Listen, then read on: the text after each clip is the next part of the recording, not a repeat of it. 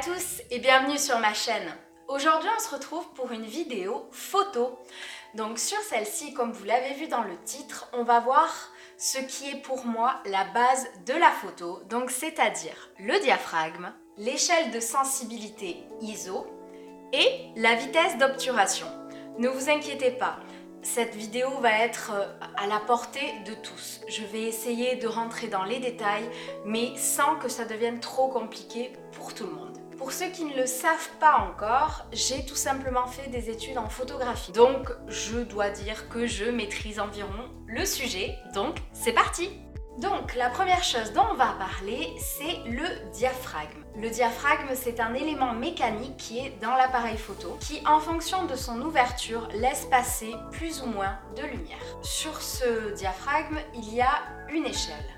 1, 4, 2, 8, 4, 5, 6, etc.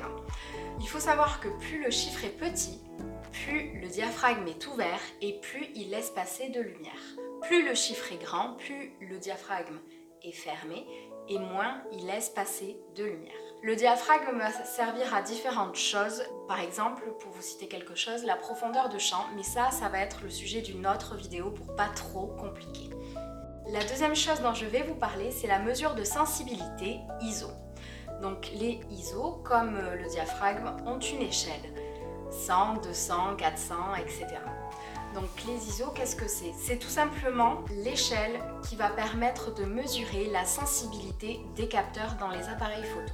À l'inverse du diaphragme, plus le chiffre est petit, moins le capteur sera sensible et plus le chiffre est grand, plus le capteur sera sensible. Je voulais vous parler, c'est la vitesse d'obturation. Alors, qu'est-ce que c'est? C'est tout simplement le temps que prendra votre appareil à faire la photographie. Donc, comme toutes les autres parties que je vous ai présentées aujourd'hui, la vitesse d'obturation a une échelle également. Une seconde, une demi-seconde, un quart de seconde, un huitième, etc.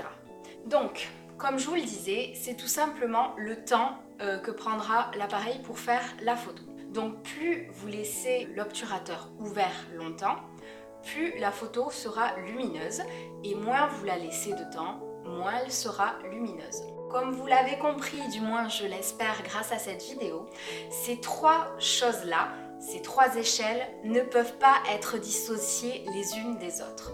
On a besoin de connaître ces trois choses pour pouvoir se servir d'une. Par exemple, si on fait un reportage sportif, il faut pouvoir se mettre à une vitesse très rapide, mais donc il faut se servir du diaphragme et des ISO pour que l'image soit assez lumineuse pour être vue correctement. Écoutez, j'espère que cette vidéo vous a plu. Je ne suis pas rentrée dans les détails, dans des détails excessifs. Je n'ai pas essayé de vous noyer sous les informations pour que, comme je vous le disais en début de vidéo, cette vidéo soit accessible à tous. J'espère que ce type de vidéo vous plaît parce que j'adore tourner ça, j'adore partager avec vous des choses que je connais et ça c'est un domaine qui m'intéresse énormément parce que sinon je n'aurais pas fait mes études dedans. Si elle vous a plu et si ce concept vous plaît, n'hésitez pas à mettre un pouce bleu, n'hésitez pas à me dire en commentaire ce que vous aimez dans la photo et ce que vous aimeriez savoir faire.